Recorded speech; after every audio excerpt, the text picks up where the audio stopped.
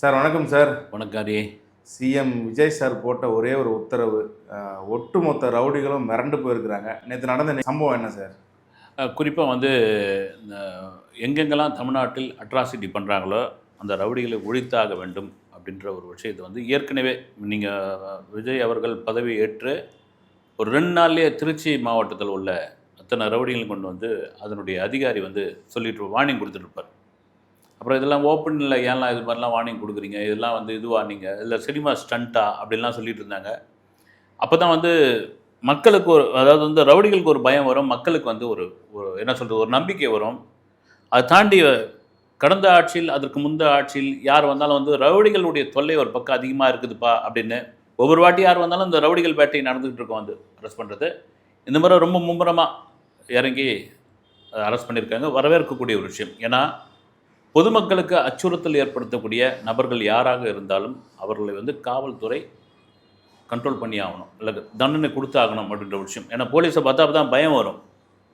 நீங்கள் போலீஸ்க்கு வந்து சுதந்திரத்தை கொடுத்தாகணும். அப்படி ஒரு சுதந்திரத்தை கொடுக்கக்கூடிய ஆட்சியாக விஜய் அவர்களுடைய ஆட்சி இருக்கும் என்று நான் நம்புகிறேன். சார், இன்னொன்று இந்த ஊரக வளர்ச்சி பணிக்கு வந்து புலேரோ கார் கொடுத்துருந்தாங்க. அதுவே கூட அவர் டிரைவர்கிட்ட சாவி கொடுக்கும்போது நான் ஓட்டி பார்க்கலாமான்னு கேட்டுட்டு ஓட்டுனது தான் எப்படி சார் பார்க்குறீங்க ஒரு முதலமைச்சராக இருந்தது? ஏன்னா இது வரைக்கும் யாரும் பண்ணதில்லை அது மாதிரி. இல்லை, இது வந்து சும்மா விமர்சனமும் ஒரு பக்கம் பண்ணுறாங்க. நீங்கள் சொல்கிற மாதிரி தான் இது வரைக்கும் யாரும் பண்ணதில்லைன்னு சொல்கிறீங்க இல்லைங்களா? இதை தான் பொதுவாக இருக்கிறவங்க பேசுறது வந்து. ஆனால் விமர்சனமாக பண்ணுறவங்க என்ன பண்ணுறாங்க, இவர் இங்கேயும் வந்து ஷூட்டிங் நடத்துகிறாரு, இங்கேயும் வந்து சும்மா தான் இதுன்னு காமிக்கிறாரு அப்படின்னு. அது காமிக்க வேண்டிய அவசியம் கிடையாது. அப்படி இல்லாமல் ஸ்டிப்பாக உக்காந்துக்கிட்டு கொடியை வண்டியை ஓட்டுங்க அப்படின்னு சொன்னால் அதுக்கும் ஒரு விமர்சனம் வரும். ரொம்ப எளிமையான ஒரு விஷயந்தான் வந்து ரைட், உட்காருங்க, நீங்கள் அந்த சீட்டில் உட்காருங்க, நான் காரை ஓட்டுறேன், எப்படி இருக்குது காரோட கண்டிஷன் எப்படி இருக்குது, நான் ஓட்டி காமிக்கிறேன் அப்படின்னு ஒரு என்ன சொல்கிறது வந்து இன்றைக்கி இளைஞர்களுக்கு எது எதெல்லாம் பிடிக்குமோ அது மாதிரியான ஒரு முதல்வராக அவர் இருக்கிறார் வந்து. ரெண்டாவது, ரொம்ப எளிமையாக இருக்கிறதுல என்ன தப்புன்ற நான் வந்து தப்பே இல்லையே. ஏன்னா எது பண்ணாலும் வந்து நீங்கள் ரொம்ப ரஃப் அண்ட் டப்பாக இருந்தாலும் வந்து ரஃப் அண்ட் டப்பாக இருக்கிறது, வீட்டிலேருந்து சாப்பாடு கொண்டு வந்து சாப்பிட்டாலும் அதில் ஒரு விமர்சனம் வைக்கிறது. சரி, ஒரு கார் கொடுக்குறாரு வந்து கார் கொடுக்குறதுல நான் ஓட்டி பார்க்குறேங்கன்னு சொல்கிறதுல என்ன இருக்குது வந்து எல்லாரும் பாராட்டிகிட்டு இருக்காங்க வந்து. உங்களை மாதிரியே வந்து வரவேற்கக்கூடிய ஒரு விஷயம். சிஎம் விஜய் சார் போட்ட ஒரு உத்தரவு என்னன்னு பார்த்தீங்கன்னாக்கா, தலைமைச் செயலகத்தில் எல்லா அதிகாரிகளும் வந்து 10 மணிக்கெலாம் டானு வந்துடணும் அப்படின்னு சொல்லி வெறும் வாய் வார்த்தையே சொன்னது தான். ஆனால் கரெக்டாக 90% எல்லாம் வந்துடுறாங்க அப்படின்ற மாதிரி இருக்குது. இதுக்கு முன்னாடி அது நடந்ததா இல்லையான்னு தெரில. பட் இதை எப்படி பார்க்குறீங்க நீங்கள்? இல்லை, அது பொதுவாக வந்து இதுக்கு முன்னாடி நடந்ததா இல்லையான்னா நமக்கு செக்ரட்டரியேட் பற்றி தெரியாது வந்து. மேபி வந்து பொதுவாக வந்து ஒரு ஒரு ஒரு அரசு அலுவலகத்தில் உயர் அதிகாரி வராரு, ஒரு காவல்துறையுடைய உயர் அதிகாரி, ஒரு ஸ்டேஷனுடைய புது இன்ஸ்பெக்டர் வராரு, அல்லது வந்து ஒரு ஒரு பள்ளிக்கூடத்துடைய ஒரு தலைமை ஆசிரியர் புதுசாக வராரு அப்படின்பொழுது அந்த ஸ்ட்ரிக்டாக நடந்துப்பாங்க வந்து. கரெக்டாக வந்துடுங்க. முன்ன மாதிரிலாம் நீங்கள் மற்ற எச்எம் இருக்கும் போதெல்லாம் இப்படி நடந்த மாதிரிலாம் நடக்க முடியாது, மற்ற இன்ஸ்பெக்டர் இருக்கும் போதெல்லாம் இந்த ஸ்டேஷனில் இப்படிலாம் நடக்கக்கூடாது அப்படின்ற மாதிரி ஒரு விஷயம் இருக்கும் வந்து. அதே வேளையில் அதுக்கு முன்னுதாரணமாக நாம் இருக்கணும் அப்படின்ற ஒரு விஷயம். ஏன்னா தலைமைச் செயலகத்துக்கு விஜய் வந்து ஒரு முதல்வர் விஜய் வந்து ஒரு 9:30 மணிக்கெலாம் வந்துடுறாரு அப்படின்போது ஆட்டோமேட்டிக்காக அங்கே இருக்கிற ஊழியர்கள் அதிகாரிகள் இப்போ அவரே வந்துட்டார், நாம் ஏன் லேட் பண்ணால் தப்பாயிடுமேன்னு சொல்லி அது வராங்க. நல்ல ஒரு விஷயம் வந்து நீங்கள் டைமுக்கு வரணும் அப்படின்னு. இன்னும் பார்த்தீங்கன்னா சென்னை மாநகராட்சியில் வந்து பயோமெட்ரிக்கு வருகை இது வச்சுருக்காங்க. அது வரவேற்கக்கூடிய ஒரு விஷயம். இன்றைக்கி வந்து டெக்னாலஜி வளர்ந்துருச்சு. அந்த டெக்னாலஜியோட வளர்ச்சியை தான் நாங்கள் இங்கே ஆட்சியில் நாங்கள் பயன்படுத்துவோம் அப்படின்னு சொல்லி இது உண்மையிலே குட், வரவேற்கக்கூடிய ஒரு விஷயம். சார், இன்னொன்று பார்த்தீங்கன்னாக்கா, இப்போ தான் வந்து சிஎம் விஜய் சார் வந்து பொறுப்பேற்றிருக்காரு. அரசாங்கத்தில் என்னென்ன தவறுகள் நடந்திருக்கு, என்னென்ன மாற்றலாம் அப்படின்னு சொல்லிட்டு தீவிர ஆலோசனைலாம் போயிட்டுருக்கோம். இந்த சமயத்திலும் பார்த்தீங்கன்னாக்கா தன்னுடன் நடித்த நடிகர்கள், தன்னுடன் தன்னை இயக்குனர்கள் இவங்கெல்லாம் சந்திக்கிறதுக்கு டைம் கொடுத்து பார்க்குறாருல, இது எப்படி சார் பார்க்குறீங்க? இல்லை, இது வழக்கமாக சரி பார்க்குறாரு. அதே சமயத்தில் அதுலேயும் ஒரு விமர்சனமும் ஒன்று இருக்குது வந்து. ஏன்னா இப்போ வந்து சந்திக்கிறாங்க வந்து, இப்போ வெளியே வந்து பேசுகிறாங்க, விஜய் சார்னா யார் தெரியுமா, சிஎம் விஜய்னா யார் தெரியுமா, அவர் எப்படி தெரியுமா எப்படி தெரியுமான்றாங்க. நான் என்ன சொல்கிறேன்னா, இன்றைக்கி முதல்வர் விஜய் ஆகிட்டார், நீங்கள் வருஷம் கட்டிங்கன்னு எல்லோரும் தான் வர போகிறீங்க. கண்டிப்பாக அவருக்கு வந்து ஒரு பாராட்டு விழா கூட நடத்துறதுக்கு எல்லாம் கேட்டுருக்காங்கன்னு ஒரு தகவல்லாம் வருது. பொன்னாடை போத்துவாங்க, புகழாரம் சூட்டுவாங்க. ஆனால் அந்த சினிமா வார்த்தைகளுக்கெல்லாம் முதல்வர் விஜய் மயங்க மாட்டார். ஏன்னா அவருக்கு தெரியும் வந்து சினிமா வந்து அக்கு வேறு ஆணி வேறு பிரித்து பெஞ்சவர். அவர் மயங்க மாட்டார், மயங்கவும் கூடாது. அதேவேளை நான் கேட்குற கேள்வி என்னென்னா, ரைட்டுங்க, நீங்கள் வந்து ஜனநாயகன் படம் பிரச்சனை வந்தப்பெல்லாம் நீங்கள் எங்கே போயிருந்தீங்க? நீங்கள் தேர்தலில் அவர் நின்னார், நீங்கள் கண்டிப்பாக வந்து அவருக்கு ஆதரவு கொடுக்க மாட்டீங்க. ஏன்னா ஒரு பயம்தான் உங்களுக்கு, அவர் வராமல் தோற்று போயிட்டா திரும்பவும் வந்து அந்த திமுக ஆட்சியே வந்துட்டா நம்ம என்ன பண்ணுறது வந்து அப்படின்ற ஒரு பயம் இருக்கும். அதே வேளையில் உங்கள்லேருந்து ஒருத்தர் தான் வந்து ஒரு திரைப்படம் தாமதிக்கப்படுது. ஜனவரி 9ஆம் தேதி வர வேண்டிய ஒரு திரைப்படம் இப்போ வரைக்கும் வரல. அந்த சமயத்தில் பெரும் பிரச்சனையாக பேசப்பட்டது. அதை வந்து திருட்டு இதுவாக வந்து வெளியே விட்டாங்க வந்து. அப்போ யாருமே குரல் கொடுக்கல, எல்லாருமே பயந்துகிட்டு இருக்கீங்க. இன்றைக்கி பார்த்தீங்கன்னா வரிசையாக அப்பாயின்மெண்ட் வாங்கி பார்த்துக்கிட்டு இருக்கீங்க. எனக்கு தெரிஞ்சு அவர் அப்பாயின்மெண்ட் கொடுத்து பார்க்கவே கூடாது வந்து. என்னை பொறுத்த வரைக்கும் ரைட், அவர் பார்க்குறாரு, அது அவருக்கு தெரியும். சினிமாவில் என்ன விதமாக நமக்கு வந்து எந்த பொசிஷனில் இருந்தால் நம்மளுக்கு ஜால்ரா அடிப்பாங்க, ஒரு மார்க்கெட் விழுந்தால் நம்மளை எப்படி வந்து தூட்டுருவாங்கன்னு அவருக்கு அத்துப்படி அது. அதெல்லாம் பார்த்துக்கலாம் சார். அப்புறம் பார்த்தீங்கன்னாக்கா இந்த நார்த் இந்தியாவில் கூட இந்த நம்ம சோசியல் மீடியாவில் நிறைய பார்க்க முடிஞ்சுது. மோடி ஃபோட்டோவும் சிஎம் விஜய் ஃபோட்டோவும் எடுத்துகிட்டு போய் காமிக்கிறாங்க. ஆனால் எல்லாருமே பார்த்தீங்கன்னாக்கா சிஎம் விஜய் ஃபோட்டோ தான் தொடுறாங்க. தமிழ்நாட்டை தாண்டி அவர் இந்தியா லெவலில் ஒரு தலைவராக மாறிட்டார். இல்லை இல்லை, பெரிய அளவில் வந்து குறிப்பாக வந்து வட இந்தியா முழுக்க வந்து ரீல்ஸுகளில் வந்து பெரிய அளவில் வந்து ரீச் ஆகிருக்காரு வந்து. நம்ம வந்து தளபதி விஜய்ன்னு சொல்கிறோம், அவங்க வந்து விஜய் தளபதி அப்படின்றாங்க. தளபதி விஜய்ன்னு சொல்கிறதுக்கு வராது பொழுது பார்த்தா விஜய் தளபதி விஜய் தளபதி தெரி படத்தில் பிகில் படத்தில் எல்லாத்தையும் ரீல்ஸ் எடுத்து போட்டுக்கிறாங்க. நீங்கள் வட மாநிலத்தை தாண்டி பங்களாதேஷ், நேபாள், பாகிஸ்தானில் இருக்கிற அந்த சோஷியல் மீடியாவில் இருக்கிற ஃபேஸ்புக்கெல்லாம் கட் பண்ணி போட்டுருக்காங்க.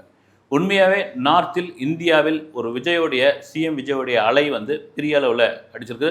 அவருடைய ஆஸ்தான ஜோதிடர் பண்டிட் ரத்தன் செல்வகுமார் கூட என்ன சொல்லியிருக்காரு, அவருக்கு பிஎம் ஆகிற அந்த ஜாதகம் கூட இருக்குதுங்க, நான் அடித்து சொல்கிறேன். அவர் 20 வருஷத்தில் இந்தியாவினுடைய பிரதமராகக்கூடிய அளவுக்கு அவருக்கு இருக்குது. மோடி அவர்களுடைய ஜாதகத்தை அப்படி மிஷினில் விட்டால் வெளியே வந்து இவருடைய ஜாதகமாக வெளியே அந்த அளவுக்கு பொருத்தமாக இருக்குதுன்னு அவர் ஒரு விஷயத்தை சொல்லியிருக்காரு.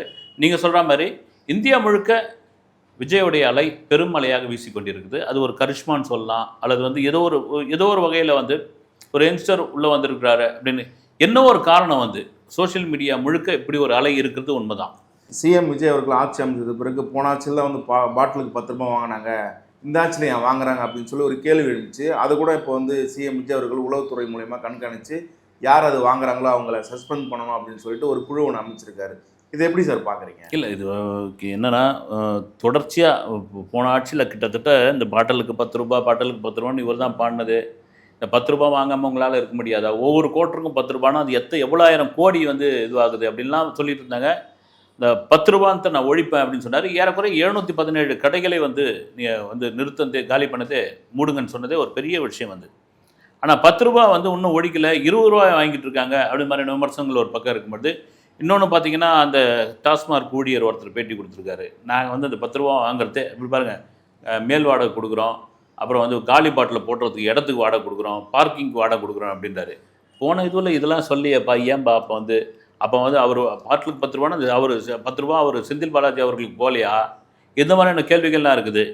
இதை உண்மையை நீங்கள் சொல்கிற மாதிரி ஒரு உளவுத்துறை வச்சு யார் 10 ரூபா வாங்குறாங்களோ அவங்க மேலே இமீடியட்டாக ஆக்ஷன் எடுங்க அப்படின்னு சொன்னது வரவேற்கக்கூடிய. அதே வேளையில் பெண்கள் சொல்கிறது என்னென்னா, அப்படியே கொஞ்சம் இன்னும் கூட படிப்படியாக கடையை குறைச்சிருங்க, பூரண மதுவிலக்கே கொண்டு வந்துருங்க, உங்களுக்கு புண்ணியமாக போவோம் ராசா அப்படின்ற அளவுக்கு அவங்க கேட்டிருக்காங்க வந்து. இன்னொரு விமர்சனமும் வந்து டாக்டர் அன்புமணி ராமதாஸ் அவர்கள் வந்து வச்சுருக்காங்க. விஜய் வெற்றி பெற்றது வந்து ஒரு சுனாமியால் 8 மாவட்டங்களில் ஒரு இடத்துல கூட அவர் ஜெயிக்கல இப்படின்னு சொல்லிட்டு ஒரு விமர்சனம் வச்சுருக்காரு. இதை எப்படி சார் பார்க்குறீங்க? இல்லை, அது ஆளாளுக்கு ஒவ்வொன்று சொல்லுவாங்க வந்து 108 எம்எல்ஏக்களுடன் வச்சு சும்மா ஆட்சி அமைச்சிட்டாரு. அப்புறம் எதிர்க்கட்சி தலைவர் உதயநிதி ஸ்டாலின் கூட சொன்னார் வந்து 65% ஓட்டு வந்து அவருக்கு எதிராக தான் விழுந்திருக்குது, அதாவது வந்து தாவேகாவுக்கு எதிராக தான் விழுந்திருக்குது, நீங்கள் வெறும் 35% ஓட்டை வச்சுக்கின்னு ஆட்சி எப்படி அமைக்கலாம் அப்படின்னு வந்து இந்த பர்சன்டேஜ். அப்புறம் வந்து 8 மாவட்டத்தில் தோத்துட்டீங்க, இதெல்லாம் வந்து நீங்கள் 8 மாவட்டத்தில் தோத்துட்டீங்க அப்படின்போது அந்த தோற்றவர்கள் ஜெயிச்சவர்களுடைய வாக்கு வித்தியாசத்தை போய் பாருங்கள் வந்து 1000, 1500, 2000, 100 இது மாதிரிலாம் இருக்குது. விமர்சனம் பண்ண தான் பண்ணியிருப்பாங்க. அதை தாண்டி ஆளுநர் ஒத்துக்கிட்டாரு, வெளியிலிருந்து ஆதரவு உள்ளிருந்து ஆதரவு அப்படின்னு 144 எம்எல்ஏக்குடன் அவரை ஒரு ஆதரவாக ஒரு அறுதி பெரும்பான்மையுடன் ஒரு ஆட்சி நடத்திக்கிட்டு இருக்காரு. விமர்சனம் வரதான் செய்யும். அந்த விமர்சனங்களை வந்து நம்ம வந்து ஏற்றுக்கிறதும் புறந்தள்ளத்தும் சிஎம் விஜயோட விஷயம் அது. சார், நடிகர் விஷால் வந்து அமைச்சர் ராஜ்மோகனுக்கு ஒரு விமர்சனம் ஒன்று வச்சுருந்தாரு. அதை எப்படி சார் பார்க்குறீங்க நீங்கள்? அதாவது என்னென்னா, நடிகர் விஷால் வந்து ஒரு வீடியோ ஒன்று காணொலி போட்டிருந்தார். அமைச்சர் ராஜ்மோகன் அவர்கள் பள்ளித்துறையை சேர்த்து செய்தி மக்கள் தொடர்பு துறைக்கும் அவர் தான் அமைச்சராக இருப்பார் அப்படின்போது, அவருக்கு என்ன சினிமா அனுபவம் இருக்குது, 30 வருஷம் நீங்கள் வந்து அரசியலில் இருக்கிறீங்க விஜய் சார், உங்களுக்கு வந்து சினிமாவை பற்றி தெரியும், அந்த துறையை நீங்களே வச்சுக்க வேண்டியது தானே, அவருக்கு என்ன சினிமாவை பற்றி தெரியும், அவர்கிட்ட இந்த துறையை வந்து நீங்கள் செய்தி மக்கள் தொடர்பு துறையை வந்து கொடுத்துட்டீங்க அப்படின்னு ஒரு காணொலியை வந்து விஷால் போட்டிருக்காரு வந்து. நான் கேட்குறேன், நான் வந்து இதுக்கு முன்னாடி இருந்தாங்கல்ல, யார் வெள்ளாங்கோயில் சுவாமிநாதன், அவர் செய்தி மக்கள் தொடர், அவர் என்ன பாரத ராஜாவுக்கு குருவா? அதுக்கு முன்னாடி இருந்தார் கடம்பூர் ராஜுன்னு வந்து, அவர் என்ன வந்து இங்கே ஒரு 5-6 ஸ்டுடியோ கட்டி பாரம்பரியமாக 250 படம் எடுத்திருக்காரா? எல்லாம் வரவங்க தான் வந்து, அவங்க எல்லாரும் வந்து சினிமாவில் ஊறி போய் வரணும். நான் அவ்வளோ கேட்குறாருல்ல விஷால் அவர்கள் வந்து, கர்நாடகாவில், தெலுங்கானாவில், ஆந்திராவில் இருக்கக்கூடிய செய்தி மக்கள் தொடர்பு துறை அல்லது சினிமா துறை அமைச்சர் வந்து அவங்களுடைய பின்னணி என்னன்னு அவர் கேட்க சொல்லுங்கள், போய் பார்க்கலாமா? சும்மா விட்ருவாங்களா? அதே வேளையில் இப்படி ஒரு விமர்சனத்தை கேட்டானே, நீங்கள் 30 வருஷம் சினிமாவில் இருக்கிறீங்க விஜய் சார், நீங்கள் தான் அந்த துறையை வச்சுருக்கணும் அப்படின்னு பொதுவாக இருந்து கேட்குறவங்க என்ன கேட்பாங்க வந்து, அரசியல் அனுபவமே இல்லாத விஜய் சார் வந்து இப்போ வந்து ஆட்சியில் உட்காரலாமா? அவருக்கு என்ன அரசியல் 3 வருஷம் தானே அரசியல் இருக்குது. இங்கே அரசியல்வாதிகள்லாம் படந்துன்னு கொட்டப்பட்டவங்க 50 வருஷம் 60 வருஷம் 75 வருஷம்லாம் இருக்கிறாங்களே அப்படின்ற ஒரு கேள்வியும் முன்ன வைப்பாங்கல்ல. இதெல்லாம் வந்து இதுக்கெல்லாம் பதில் சொல்கிறதுக்கு நேரம் கிடையாது. ஏதோ ஒன்று ஒரு விதத்தில் பார்த்தா அவர் சிஎம் ஆகிட்டது அவருக்கு ஒரு மாதிரி பொறாமையாக கூட இருக்கலாம் வந்து. இது அத்தனையும் அபத்தமான கேள்வி வந்து, இதுக்கெல்லாம் பதில் சொல்ல வேண்டிய அவசியம் அவர் கிடையவே கிடையாது. கருத்து ரொம்ப நன்றி சார். வணக்கம்.